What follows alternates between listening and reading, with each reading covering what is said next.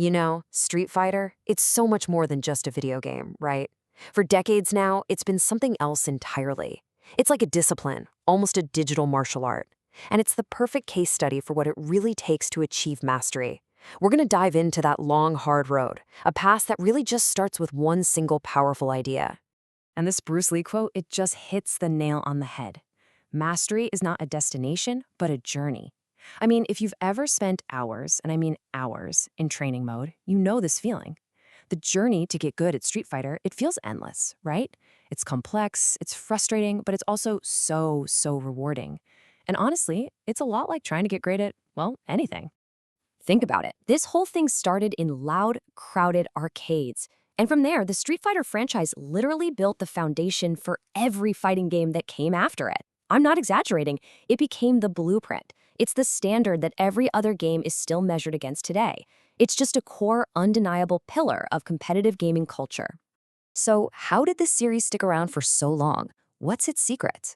Well, to figure that out, we've got to pop the hood and see what's really going on, starting with how it shaped gaming culture from the very beginning.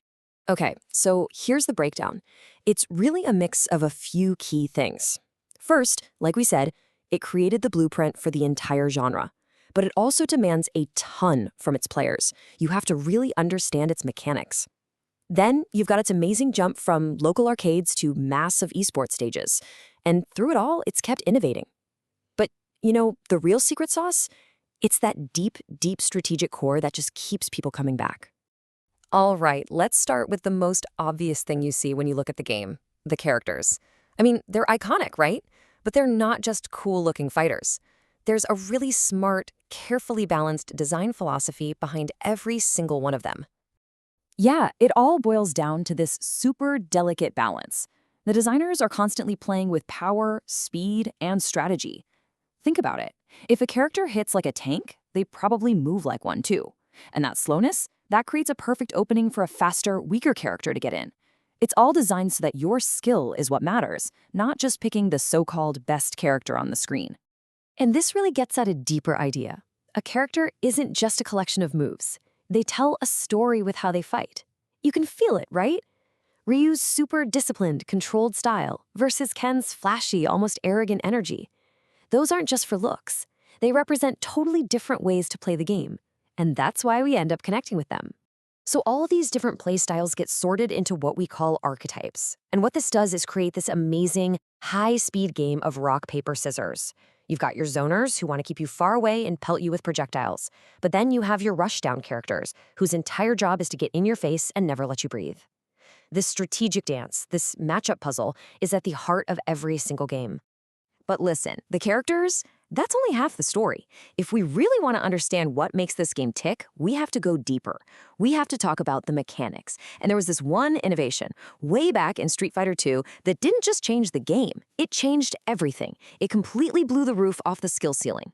So back in the day with the very first Street Fighter, the goal was pretty simple. Land one big, powerful hit. That was it. But then, combos were born. And suddenly the whole rhythm of the game just flipped on its head. It wasn't about one big hit anymore. It was about rewarding players for insane precision and timing, letting them link attacks into these long, devastating sequences. All of a sudden, every single millisecond mattered. And they didn't just stop there, of course. Street Fighter 3 comes along and gives us the legendary parry, that super high-risk, high-reward defensive move.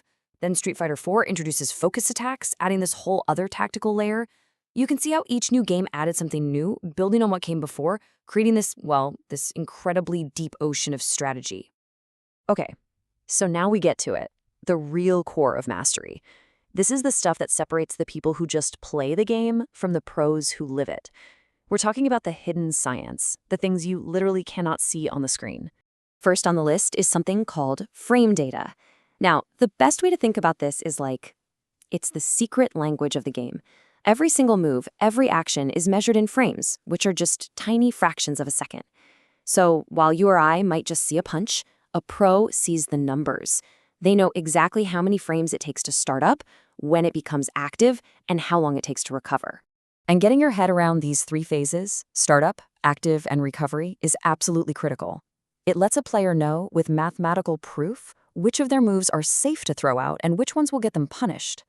So, for instance, if you hear a pro say, a move is -2 on block, that means the opponent can act 2 whole frames before they can.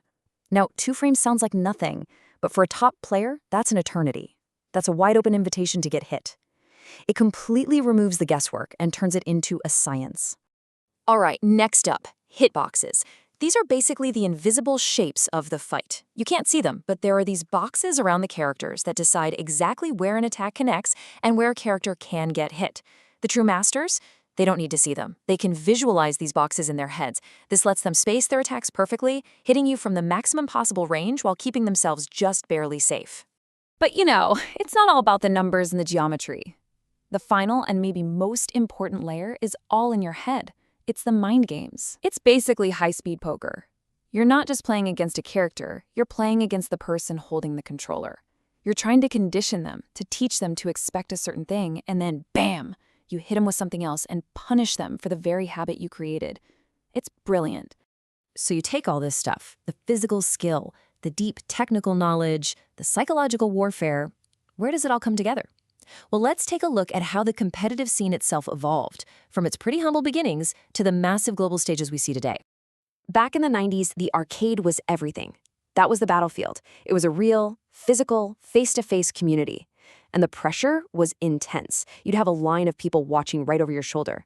The rule was simple and brutal. Winner stays, loser pays. Your reputation was built 1 quarter at a time right there in the open.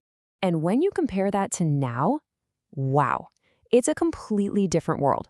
We've gone from that local pay-to-play scene with all that public pressure to this massive global digital network. Now, anyone from anywhere can hop online and compete.